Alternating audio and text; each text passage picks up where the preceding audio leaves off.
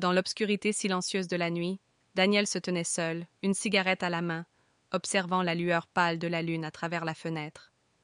Chaque souffle qu'il prenait était lourd, presque douloureux, comme si l'air lui-même portait un poids qu'il ne pouvait plus supporter. La pièce était emplie d'un calme presque oppressant, un calme qu'il n'avait jamais su apprécier.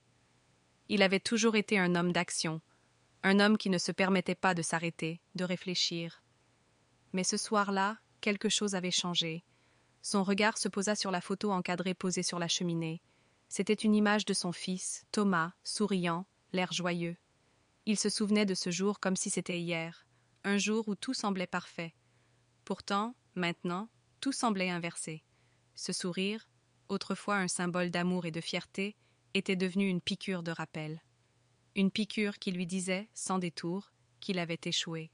Il s'était perdu quelque part entre son rôle de père et ses propres rêves non accomplis. Et à chaque sourire de son fils, il ressentait comme un gouffre grandissant entre eux. Il se leva, posa la cigarette dans le cendrier et se tourna vers l'obscurité de la pièce. Il n'arrivait plus à comprendre pourquoi il se sentait ainsi. Pourquoi, à chaque victoire de Thomas, une douleur sourde lui déchirait la poitrine. Pourquoi cette admiration constante envers son fils, cette lumière qui semblait l'entourer, l'envahissait et l'éclipsait à chaque instant? Je devrais être heureux pour lui, se dit-il, mais la pensée resta en suspens, comme une promesse qu'il n'arrivait pas à tenir. Il ne pouvait pas fuir cette vérité. Il était jaloux. Depuis la naissance de Thomas, Daniel avait toujours voulu être un père modèle, un homme solide, présent, qui offrait à son fils tout ce qu'il n'avait pas eu. Daniel venait d'une famille modeste. Ses parents, bien que pleins d'amour, n'avaient jamais eu les moyens de lui offrir plus que ce qu'ils avaient. Il s'était toujours battu pour se faire une place dans le monde, mais ce n'était jamais suffisant. Rien ne semblait assez grand pour attirer l'attention qu'il désirait. Puis, Thomas était arrivé, et avec lui une lueur d'espoir, un nouveau départ. Daniel pensait que cette fois-ci, il pourrait tout offrir à son fils, tout ce qu'il n'avait pas pu avoir. Il avait travaillé sans relâche, sacrifiant sa propre santé et son temps pour donner à Thomas un avenir brillant. Et pendant longtemps, il avait été fier. Fier d'être ce père qui donnait tout, sans jamais demander quoi que ce soit en retour. Mais peu à peu, quelque chose changea. Daniel remarqua que Thomas, dès son plus jeune âge, semblait naturellement attirer l'attention de tout le monde autour de lui. À l'école, il était toujours celui qui avait les meilleures notes, celui qui captait les regards admiratifs des enseignants. Même à la maison, ses amis semblaient le trouver fascinant. Tout le monde l'adulait. Il n'avait jamais compris pourquoi. Pourquoi, malgré tous ses efforts, il n'avait jamais eu la reconnaissance qu'il souhaitait tant. Pourquoi Thomas, son fils, semblait recevoir tout l'amour et l'admiration qu'il n'avait jamais eus. Cette inégalité le rongeait lentement. Chaque compliment adressé à son fils était comme une claque dans le visage de Daniel, un rappel de ce qu'il n'avait jamais eu et de ce que son fils recevait sans même le demander. Ce n'était pas une question de rivalité, pas vraiment. C'était quelque chose de plus profond, de plus viscéral. Daniel ressentait une douleur sourde chaque fois que Thomas brillait, une douleur qu'il ne pouvait pas exprimer, qu'il ne pouvait pas comprendre. Il se sentait dévalorisé, perdu dans un monde où il n'était plus celui qui captivait l'attention. Chapitre 2. Les racines de la jalousie. Thomas n'avait jamais été conscient de la tension qui se tissait autour de lui. Pour lui, son père avait toujours été un héros, une figure d'autorité et de respect. Mais les compliments qu'il recevait, les sourires admiratifs, tout cela semblait n'avoir aucune importance pour lui. Il ne comprenait pas la lutte intérieure de son père. Il ne voyait pas les fissures dans la façade qu'il avait construite autour de sa famille. Un jour, alors qu'il prenait un repas en famille, Daniel se sentit une fois de plus accablé par l'admiration que son fils suscitait. Thomas racontait une histoire sur un projet scolaire qu'il avait mené à bien. Il parlait avec une telle assurance, une telle aisance, que tout le monde semblait suspendu à ses lèvres. Daniel n'écoutait plus vraiment. Il fixait simplement son fils, analysant chaque geste, chaque mot, comme s'il cherchait à comprendre ce qu'il avait de si spécial. Les invités autour de la table lançaient des sourires approbateurs, hochements de tête et regards admiratifs. Daniel, lui, restait silencieux.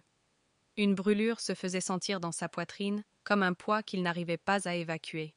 « Thomas, tu es incroyable », dit l'un des invités.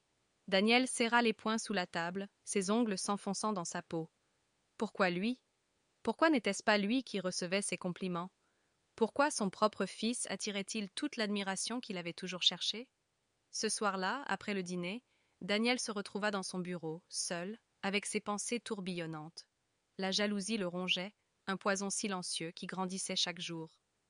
Il se demandait s'il avait échoué quelque part, si son amour pour son fils avait été trop faible pour l'empêcher de briller. Mais plus il y réfléchissait, plus il réalisait qu'il ne pouvait plus ignorer cette vérité. Il avait peur de l'ombre que son fils projetait sur sa propre vie. Chapitre 3. Le poids des attentes.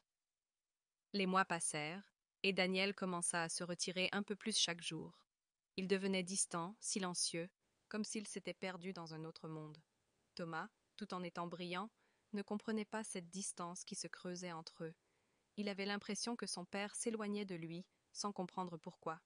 Mais il n'avait pas la moindre idée de la bataille intérieure que Daniel menait. Et puis, un soir, lors d'une de ces nuits silencieuses, Daniel se tourna enfin vers son fils. Les mots étaient restés coincés dans sa gorge pendant des mois, mais ce soir-là, il ne pouvait plus les retenir. « Pourquoi tout le monde te regarde, Thomas ?» demanda-t-il, la voix brisée. « Pourquoi toi, et pas moi? J'ai donné ma vie pour que tu sois ici, pour que tu aies tout ce dont tu as besoin, et pourtant, tout le monde te regarde comme si tu étais celui qui a tout. » Thomas resta figé. Il n'avait jamais vu son père ainsi, vulnérable et brisé. Il ne comprenait pas tout de suite, mais la vérité frappa comme un éclair dans son esprit. Thomas, toujours assis à la table, attendait que son père réagisse. Il ne savait pas quoi dire, ni comment apaiser la tension qui grandissait dans l'air entre eux. Il était jeune, certes, mais il n'était pas aveugle. Il avait remarqué les regards lourds que son père lui lançait de temps à autre, les moments où la lumière dans les yeux de Daniel semblait s'éteindre dès qu'il entrait dans la pièce. Il se demandait pourquoi. Il se demandait ce qui pouvait bien se cacher derrière cette froideur de plus en plus palpable. « Papa, » commença doucement Thomas, sa voix brisée par l'incertitude, « est-ce que tout va bien? Pourquoi tu n'es plus comme avant ?» Les mots de son fils frappèrent Daniel comme un éclair. Il resta figé, ses yeux se noyant dans le vide. Il savait que cette question finirait par arriver.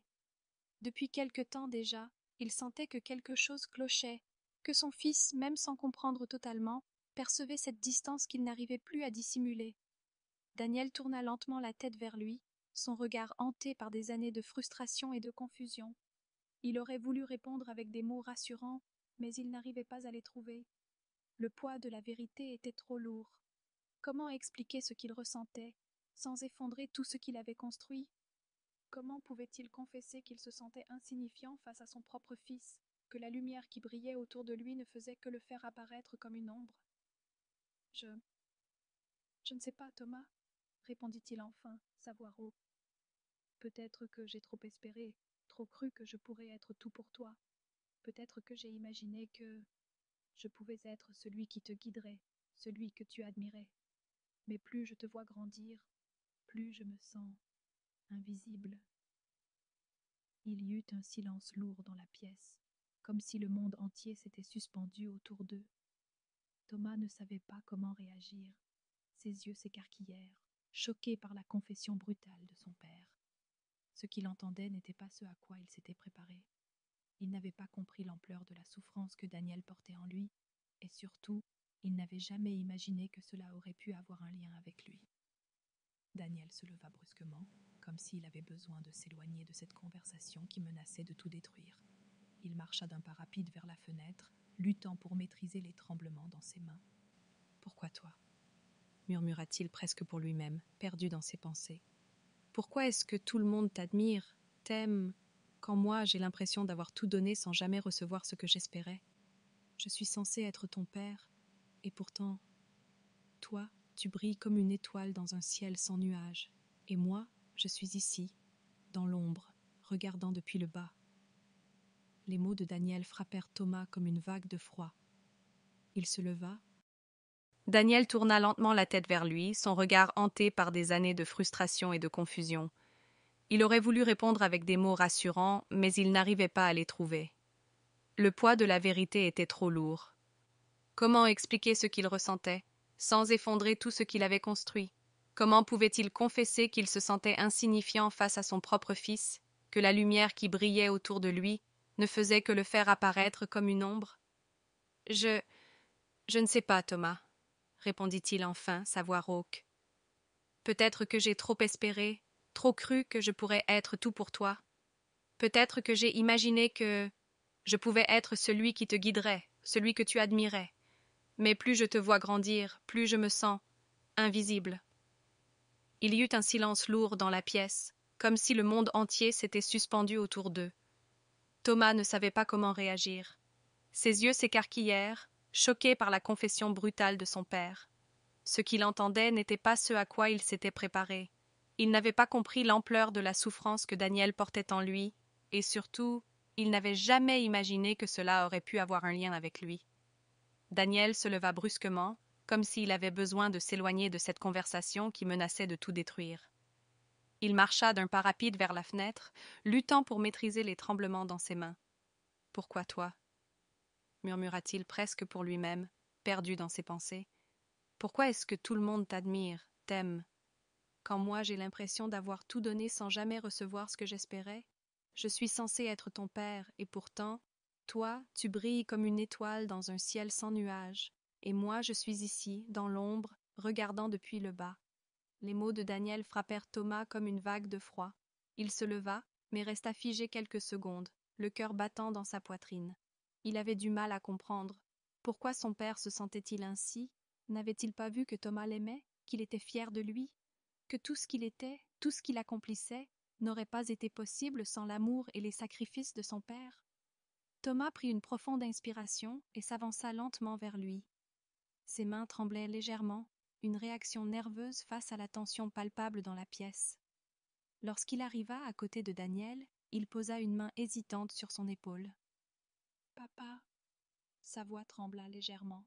« Ce n'est pas comme ça que je veux que tu te sentes. Je t'aime, tu sais, mais je ne savais pas que tu pensais ça. Je ne voulais pas que tu te sentes rejeté, que tu penses que je suis plus important que toi. Tu es tout pour moi. » Daniel tourna son regard vers son fils, son cœur serré. Les mots de Thomas, bien qu'innocents, avaient une telle pureté qu'ils créaient une déchirure dans l'âme de Daniel, mais c'était aussi une ouverture, une chance d'être entendu, de dire ce qu'il ressentait, de briser le mur qu'il avait érigé autour de lui pendant toutes ces années. « J'ai toujours cru que je devais être le meilleur pour toi, Thomas, » dit-il, la voix brisée. « Je me suis oublié, et chaque fois que je te vois réussir, je me sens plus petit.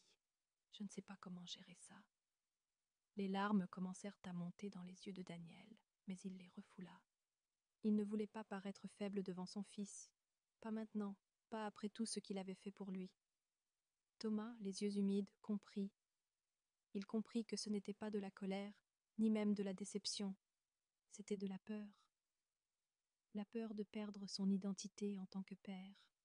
La peur de se voir effacé par l'ombre de son propre fils. « Papa, » dit-il en se rapprochant encore, « tu ne dois pas être parfait. Je ne t'attends pas pour être parfait. Je t'aime pour ce que tu es, pas pour ce que tu fais, et tu ne seras jamais effacé, jamais. » Daniel se tourna complètement vers lui, et pour la première fois depuis longtemps, il sentit une chaleur se répandre dans son cœur. Ce n'était pas la lumière de la reconnaissance publique, mais celle d'un lien intime, d'un fils qui comprenait enfin ce que son père ressentait. « Merci, » murmura Daniel, les yeux remplis de gratitude. « Merci de me dire ça. » Ils restèrent là, silencieux, mais pour la première fois depuis longtemps, un silence confortable. Un silence qui n'était plus celui du poids de l'incompréhension, mais celui d'une réconciliation fragile, mais réelle. Peut-être que malgré tout, ils trouveraient un moyen de naviguer dans cette relation complexe, de redéfinir leur rôle mutuel sans se perdre l'un l'autre. Mais pour l'instant, ils étaient juste là, ensemble, père et fils, unis dans un moment de vérité. Les mois passèrent, et l'histoire de Daniel et Thomas devint un souvenir de transformation, de guérison et de rédemption. Leur relation, marquée par des tensions et des non-dits, s'était doucement reconstruite, pièce par pièce. Chaque jour, ils se rapprochaient un peu plus, brisant lentement les murs qu'ils avaient dressés, conscients qu'aucun d'eux ne méritait d'être pris dans l'ombre de l'autre. Thomas, plus vieux maintenant, comprenait mieux son père, ce qu'il avait traversé, ses sacrifices, ses attentes. Il réalisait que la jalousie de son père n'était pas une malice, mais le reflet d'une profonde insécurité. Le monde autour de Daniel avait toujours été celui de la réussite, de l'accomplissement et de la lutte constante pour être reconnu. Ce monde avait laissé des traces, des blessures invisibles qui se répercutèrent sur son propre fils. Daniel, de son côté, apprenait à accepter que la lumière de son fils n'éclipsait pas la sienne. Il comprenait qu'il ne perdait rien en voyant Thomas grandir et réussir. Au contraire, chaque étape de la vie de son fils était une victoire pour lui aussi, car à travers Thomas, il voyait non seulement son propre héritage, mais aussi les rêves qu'il n'avait pas pu réaliser, ceux qu'il espérait un jour voir se concrétiser, mais à travers les yeux de son enfant. Un soir, après une journée paisible où ils avaient passé du temps à discuter et à rire ensemble, Daniel regarda son fils avec une émotion nouvelle. Ce n'était plus de l'envie, mais de la fierté. Je suis fier de toi, Thomas. Pas seulement pour ce que tu as accompli, mais pour l'homme que tu es devenu. Thomas, les yeux brillants, prit une grande inspiration, un sourire doux sur ses lèvres. Je suis fier de toi aussi, papa. Ces mots résonnèrent comme un écho, un signe de compréhension ultime, de réconciliation après des années de distance et de malentendus. Le poids du silence entre eux, qui avait longtemps pesé sur leurs épaules, s'était enfin levé. Plus rien ne les séparait, plus rien ne les opposait. Ils étaient deux âmes humaines, unies par un amour qui ne cherchait plus à se mesurer, mais simplement à s'accepter et à s'épanouir. Daniel regarda Thomas et se dit que, malgré les erreurs, les moments de colère, les moments de doute, ils avaient traversé cette tempête ensemble. Ce voyage difficile, mais inévitable, les avait rendus plus forts. Et ils savaient que leur histoire, leur relation, n'était pas terminée. Elle n'était qu'au commencement. Il y a des moments dans la vie où la réconciliation ne vient pas dans des éclats de voix ou des grands gestes. Parfois, elle se glisse silencieusement dans les petites choses. Un regard partagé, un sourire échangé, une phrase sincère. Leurs cœurs s'étaient à nouveau synchronisés, chacun prêt à marcher sur le même chemin, tout en restant fidèles à qui ils étaient. Et dans cette nuit calme, alors que les étoiles brillaient au-dessus d'eux, Daniel se sentit en paix. Il n'avait plus de peur d'être éclipsé par son fils, plus de peur de se sentir inutile. Il avait enfin compris que son rôle, celui de père, ne se mesurait pas à l'ombre qu'il laissait dans la vie de son enfant, mais à la lumière qu'il avait allumée en lui, et c'était cela qui importait le plus. Thomas, quant à lui, savait qu'il avait trouvé une nouvelle forme de compréhension avec son père, une forme qui ne se basait pas sur l'admiration aveugle, mais sur une relation d'égal à égal. Il avait appris qu'un père n'était pas parfait, qu'il était humain, avec ses propres doutes et ses propres luttes. Mais il était là, toujours là, et c'était cela qui comptait. Ils restèrent ensemble, dans ce silence réparateur, en sachant que, quoi qu'il arrive, leur lien était désormais indestructible. Ils avaient traversé les épreuves du passé, et c'était ensemble qu'ils allaient avancer vers l'avenir, plus forts, plus unis,